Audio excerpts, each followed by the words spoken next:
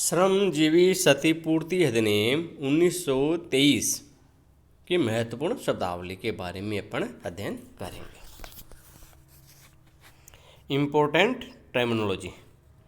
सेवा आयोजक के दायित्व संबंधी धारा 3 के समुचित अध्ययन के लिए ये आवश्यक है कि इस धारा में प्रयुक्त शब्दावली को समुचित अर्थ में समझ लिया जाए। इस दृष्टि से हम इसमें प्रयुक्त निम्नलिखित शब्दों का अर्थ स्पष्ट करना उपयुक्त समझते हैं। व्यक्तिगत चोट या क्षति, पर्सनल इंजरी। व्यक्तिगत चोट या क्षति शब्द एक व्यापक शब्द है। इसमें शारीरिक और मानसिक दोनों ही प्रकार की क्षति या चोट सम्मिलित है। इसमें नाड़ी तंत्र में या मनोवैज्ञानिक आघात पूछने से उत्पन्न क्षति भी सम्मिलित है। इस प्रकार व्यक्तिगत चोट या क्षति के लिए शारीरिक चोट का होना आवश्यक नहीं है। शरीर में आंतरिक चोट या क्षति या मानसिक क्षति उत्पन्न होने पर भी व्यक्तिगत क्षति हुई मानी जा सकती है। अतः हम ये कह सकते हैं, कोई भी शारीरिक मानसिक घटना जिससे श्रमिक की उन कार्यों को करने की क्षमता में आंशिक या पूर्णतः कमी आती है जिन्हें वह दुर्घटना के समय कर सकता था, तो वे सभी व्यक्तिगत चोट के अंतर्गत ही सम्मिलित है। उदाहरण के रूप में गुजरात उच्च न्यायालय ने केकूभाई बनाम Mahapatlal fine spinning and manufacturing company limited के मामले में के निर्णय में लिखा है कि शरीर के भीतर ऐसी आंतरिक क्षति जिसकी आशा नहीं की जा सकती थी, तो वह भी व्यक्तिगत चोट की श्रेणी में ही आएगी, चाहे वह उससे हृदय विदारित हो या कोई नस फट जाए अथवा कोई ऐसी आंतरिक क्षति हो जो मनुष्य के लिए खतरनाक हो सकती है। यदि कठोर श्रम करने से श्रमिक के हृदय को क्षति पहुंचती है तो धारा 3 की सभी शर्तों की पूर्ति हो जाती है और वह क्षतिपूर्ति का अधिकारी होता है। इसी आधार पर इस मामले में जब श्रमिक केकूभाई को कार्य करते समय दिल का दौरा पड़ा तो न्यायालय ने सेवा आयोजक को क्षतिपूर्ति के लिए उत्तरदायी ठहराया। दूसरा उदाहरण है इंडियन न्यूज क्रॉनिकल बनाम लाजारस के मामले में पंजाब उच्च न्यायालय ने श्रमिक को बाह्य शारीरिक चोट न होने पर भी सेवा आयोजक को क्षतिपूर्ति के लिए उत्तरदायी ठहराया। इस मामले के तथ्यों के अनुसार एक श्रमिक विद्युत कर्मी के रूप में नियुक्त था। उसे अपनी ड्यूटी करते समय ताप संयंत्र तथा अवशीतन संयंत्र दोनों में बार बार आना जाना पड़ता था। Heating plant and cooling plant दोनों में बार बार आना जाना पड़ता था। इस कारण उसे निमोनिया हो गया तथा कुछ दिनों में वो मर गया। उसकी पत्नी ने श्रमजीवी क्षतिपूर्ति अधिनियम के अंतर्गत क्षतिपूर्ति की मांग की। तब न्यायालय ने निर्णय दिया कि यद्यपि दुर्घटना से कोई शारीरिक चोट नहीं पहुंची है, किंतु ये क्षति दोनों संयंत्रों के बीच आने जाने से उत्पन्न हुई है जो उसकी ड्यूटी के अंतर्गत आवश्यकता। अतः न्यायालय ने उसकी पत्नी को क्षतिपूर्ति की अधिकारिणी बताया। दुर्घटना एक्सीडेंट। इस अधिनियम में दुर्घटना शब्द को परिभाषित नहीं किया गया है, किंतु सामान्यतः दुर्घटना से तात्पर्य ऐसी घटना है जिस पर वह सेवा आयोजक का नियंत्रण नहीं होता है तथा जिससे श्रमिक को चोट या क्षति पहुंचती है। दूसरे शब्दों में कोई भी अप्रत्याशित या अन्याय घटित घटना जिस पर सेवा आयोजक या श्रमिक का कोई नियंत्रण नहीं होता है, जिससे श्रमिक को चोट या क्षति पहुंचती है, दुर्घटना कही जा सकती है। यहाँ ये बात उल्लेखनीय है कि कोई घटना श्रमिक की लापरवाही से होती है तो भी वह दुर्घटना ही मानी जाएगी। उदाहरण, इस संबंध में पद्म देवी बनाम रघुनाथ रे का मामला उल्लेखनीय है। इस मामले के तथ्यों के अनुसार एक ड्राइवर ने बहुत तेज गति से गाड़ी चलाई तथा गाड़ी नियंत्रण से बाहर हो गई। फलतः गाड़ी एक पेड़ से टकरा गई और ड्राइवर की मृत्यु हो गई। उसकी विधवा द्वारा क्षतिपूर्ति मांग करने पर सेवा आयोजक द्वारा यह तर्क दिया गया कि उसने लापरवाही बरती है तथा मोटर वाहन अधिनियम के प्रावधानों का उल्लंघन किया था, अतः वह क्षतिपूर्ति के लिए उत्तरदायी नहीं है। किंतु उड़ीसा उच्च न्यायालय ने निर्णय दिया कि वह एक दुर्घटना थी, चाहे वह दुर्घटना लापरवाही से तथा अधिनियम के प्रावधानों का पालन न करने से ही क्यों न हुई हो। इसी आधार पर उसकी विधवा को क्षतिपूर्ति प्राप्त हुई। इस प्रकार स्पष्ट है कि दुर्घटना की दशा में क्षतिपूर्ति प्राप्त करने का अधिकार सदैव बना रहता है, चाहे वह कैसे भी हुई हो, किंतु वह दुर्घटना रोजगार से तथा रोजगार के दौरान अवश्य हुई हो। रोजगार से तथा रोजगार के दौरान उत्पन्न दुर्घटना। Accident arising out of and in the course of employment. कोई भी सेवायोजक केवल ऐसी दुर्घटनाओं से उत्पन्न क्षति की पूर्ति के लिए ही उत्तरदायी होता है जो रोजगार से तथा रोजगार दौरान उत्पन्न होती है। जब किसी दुर्घटना तथा रोजगार के कार्य में कार्य कारण एवं प्रभाव का निकटतम संबंध पाया जाता है तो वह दुर्घटना रोजगार से उत्पन्न हुई मानी जाती है। दूसरे शब्दों में रोजगार के कार्य तथा दुर्घटना के बीच प्रत्येक संबंध हो तो उसी रोजगार से उत्पन्न दुर्घटना कह सकते हैं। तब सेवायोजक उस दुर्घटना से उत्पन्न क्षति की पूर्ति करने के लिए उत्तरदायी होता है। रोजगार के कार्य में दुर्घटना का प्रमुख संबंध हो तो सेवायोजक उत्तरदायी नहीं होता है। रोजगार के दौरान उत्पन्न दुर्घटना, accident in the course of employment. वाक्यांश को न्यायालय बहुत ही उदारतापूर्वक समझते हैं। इसमें रोजगार का कार्य करते समय रोजगार के स्थान पर होने वाली दुर्घटनाओं को सम्मिलित नहीं किया जा सकता, बल्कि रोजगार के समय तथा स्थान की उचित सीमाओं में गठित दुर्घटनाओं को भी सम्मिलित किया जाता है। आधारभूत सिद्धांत, कोई दुर्घटना रोजगार से तथा रोजगार के दौरान घटित हुई है अथवा नहीं, इसको निर्धारित करने के लिए मामले की परिस्थिति पर ही विचार करना पड़ता है, किंतु मोटे तौर पर निम्नलिखित सिद्धांतों के आधार पर हम यह निर्धारित कर सकते हैं कि कोई दुर्घटना रोजगार तथा रोजगार के दौरान घटित हुई है अथवा नहीं है। रोजगार पर या रोजगार के कार्य पर श्रमिक दुर्घटना के समय अपने रोजगार पर होना चाहिए अथवा श्रमिक दुर्घटना के समय अपने रोजगार का कार्य कर रहा हो। रोजगार के स्थान क्षेत्र में दुर्घटना उसी स्थान पर या उसके आसपास ही होनी चाहिए जहाँ पर श्रमिक अपने रोजगार कार्य कर रहा था या अपने रोजगार कार्य करने के लिए उसे होना चाहिए था। रोजगार के निश्चित समय स्थान के बाहर होने वाली दुर्घटनाओं के बारे में विभिन्न न्यायालयों ने परिस्थिति के अनुसार भिन्न भिन्न निर्णय दिए हैं, किंतु उच्चतम न्यायालय ने सौराष्ट्र साल्ट मैन्युफैक्चरिंग कंपनी बनाम बाई वालू राजू के मामले में स्पष्ट व्यवस्था करके वैचारिक भिन्नता को समाप्त करने का प्रयास किया है। उच्चतम न्यायालय ने निर्णय में लिखा है कि नियमानुसार किसी भी श्रमिक का रोजगार का समय तब तक प्रारंभ नहीं होता है जब तक कि रोजगार वह रोजगार स्थान पर नहीं पहुंच जाता है और उस समय जारी नहीं रहता है, तब वह रोजगार स्थान को छोड़ देता है। रोजगार के स्थान पर आने जाने के समय को इसमें सम्मिलित नहीं किया जाता है, किंतु कल्पित विस्तार के सिद्धांत नोशन थ्योरी ऑफ एक्सटेंशन के आधार पर सेवायोजक के परिसर की सीमा में उस क्षेत्र को भी सम्मिलित किया जाता है जिसमें से होकर श्रमिक कार्य के वास्तविक स्थान पर आने जाने के लिए गुजरता है। अतः यदि कोई श्रमिक किसी सार्वजनिक सड़क स्थान या सार्वजनिक परिवहन से गुजरता है तो तब वह जन सामान्य के समान होता है। वह रोजगार में तब तक नहीं माना जाएगा जब तक उसके रोजगार की प्रकृति के कारण उसका वहाँ होना आवश्यक ही नहीं हो। अतः कोई भी श्रमिक तब रोजगार दौरान नहीं माना जाएगा जो ही वह रोजगार पर जाने के लिए अपना घर छोड़ता है और मार्ग में होता है। वह जो ही रोजगार कार्य के स्थान में पहुंच जाता है अथवा इस क्षेत्र में पहुंच जाता है जो कल्पित विस्तार सिद्धांत के अनुसार वह रोजगार का क्षेत्र माना है तो वह रोजगार दौरान माना जाता है। इस क्षेत्र में श्रमिक दुर्घटना से क्षतिग्रस्त होता है तो सेवायोजक क्षतिपूर्ति के लिए उत्तरदायी होता है, अन्यथा नहीं।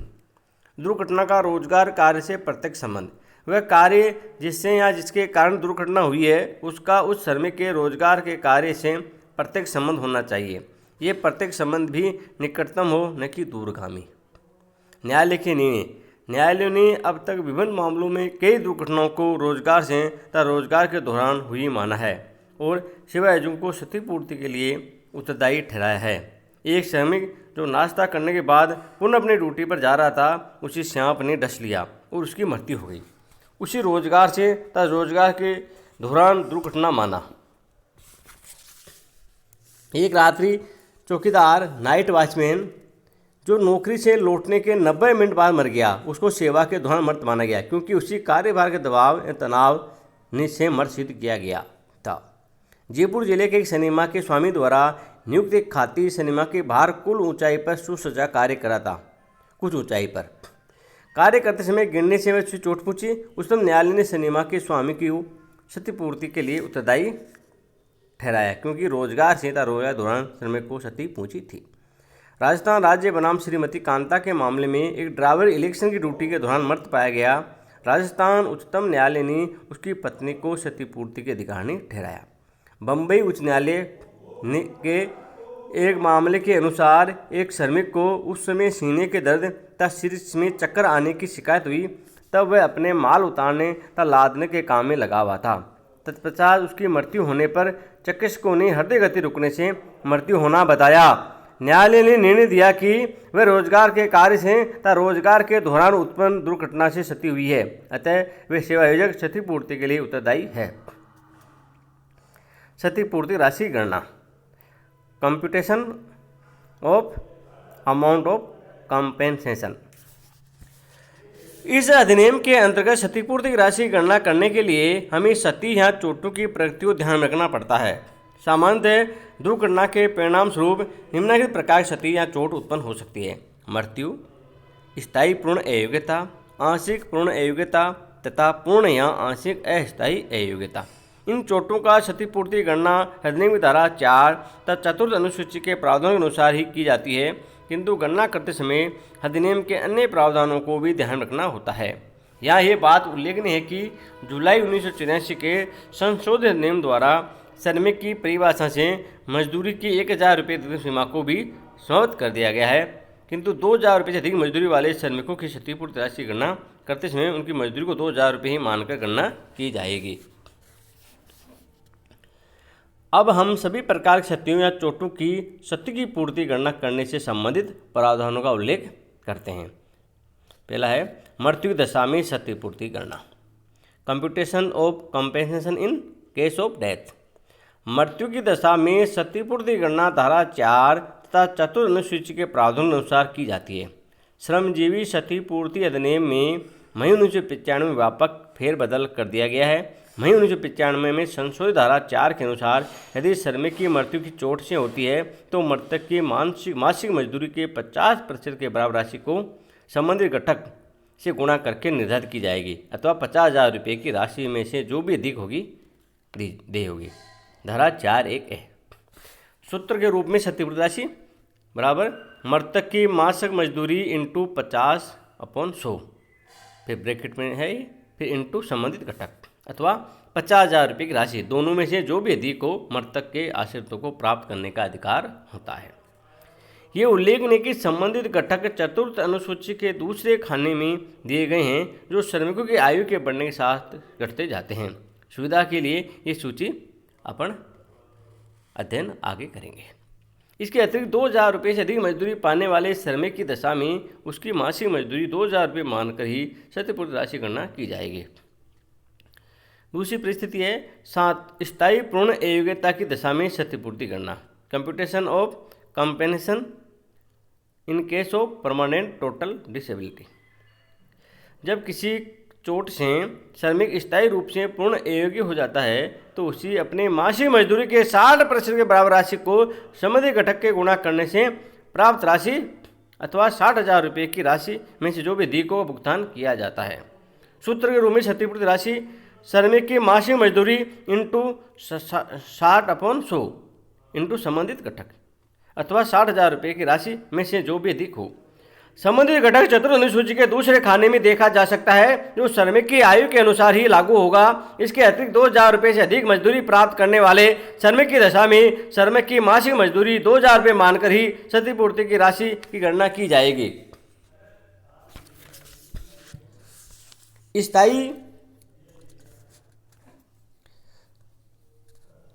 स्थायी आंशिक अयोग्यता की दशा में क्षतिपूर्ति गणना, compensation in case of permanent partial disablement. जब स्थायी आंशिक अयोग्यता उत्पन्न हो जाती है तो निम्नानुसार क्षतिपूर्ति राशि गणना कर भुगतान किया जाता है। अनुसूची प्रथम के द्वितीय भाग में वर्णित चोट लगने पर क्षतिपूर्ति गणना।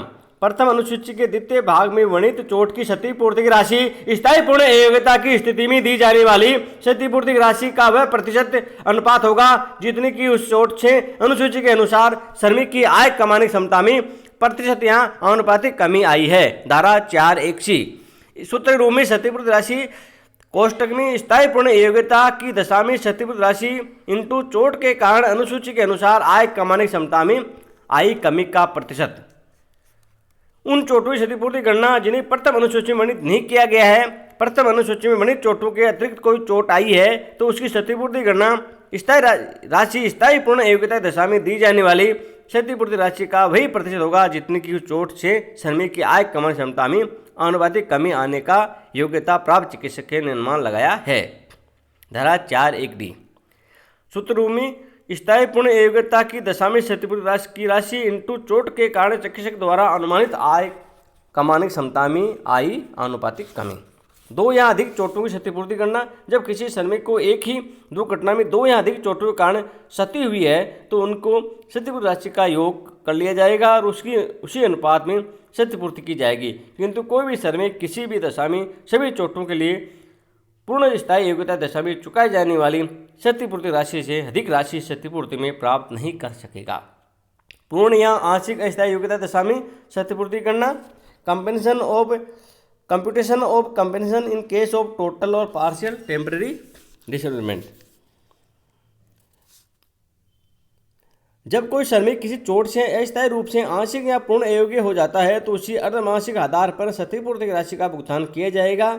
यह क्षतिपूर्ति राशि श्रमिक के मासिक वेतन के 25% के बराबर होगी। सूत्र के रूप में क्षतिपूर्ति राशि बराबर कोष्ठ के मासिक वेतन इंटू 25/100। अर्धमासिक भुगतान। पूर्ण या आंशिक अस्थायी योग्यता दशा में धारा 4(2) के प्रावधान अनुसार क्षतिपूर्ति राशि का अर्धमासिक भुगतान निम्नानुसार किया जाएगा। अयोग्यता की तिथि से 16वें दिन किया जाएगा यदि अयोग्यता 28 दिन या अधिक समय तक बनी रहती है, अथवा यदि अयोग्यता 28 दिन से कम अवधि के लिए रहती है तो अयोग्यता की तिथि से 3 दिन की प्रतीक्षा अवधि समाप्त होने के 16वें दिन। यदि अयोग्यता की अवधि लंबी चलती है तो अयोग्यता की अवधि में अथवा 5 वर्ष तक जो भी कम हो में अर्धमासिक भुगतान किया जाएगा। धारा 4(2). किंतु इस संबंध में निम्न बातें भी ध्यान रखनी चाहिए। यदि श्रमिक ने अयोग्यता की अवधि में एक मुश्त राशि या अर्धमासिक भुगतान की पहली किस्त प्राप्त करने के पहले क्षतिपूर्ति रूप में कोई राशि प्राप्त की है तो वह राशि इसी एक मुश्त या अर्धमासिक भुगतान राशि में से काट ली जाएगी। कोई भी अर्धमासिक भुगतान किसी भी दशा में श्रमिक को दुर्घटना से पूर्व मिलने वाली मजदूरी के आधे से अधिक नहीं होगा। श्रमिक को सेवायोजन से प्राप्त होने वाली चिकित्सा भत्ते को एक मुश्त या अर्धमासिक भुगतान राशि नहीं माना जाएगा। धारा 4(2). यदि किसी श्रमिक की अयोग्यता किसी अर्धमासिक भुगतान की देय तिथि से पूर्व समाप्त हो जाती है तो इसी दशा में उसी अर्धमास में अयोग्यता अवधि के अनुपात में देय राशि का भुगतान किया जाएगा। धारा 4(3). दाह संस्कार व्यय के लिए भुगतान। 1995 के संशोधन के आधार द्वारा ये व्यवस्था की गई यदि किसी चोट के कारण किसी श्रमिक की मृत्यु हो जाती है तो सेवायोजन मृत्यु के लिए क्षतिपूर्ति के अतिरिक्त 1000 रुपये की राशि आयुक्त के पास जमा और कराएगा। आयुक्त राशि मृतक श्रमिक के सबसे बड़े आश्रित को दाह संस्कार के खर्च के लिए दे देगा। यदि मृतक का कोई आश्रित न हो तो जिसने दाह संस्कार के लिए खर्चा किया हो उसी को वह राशि दे दी जाएगी। धारा 4(4). धन्यवाद।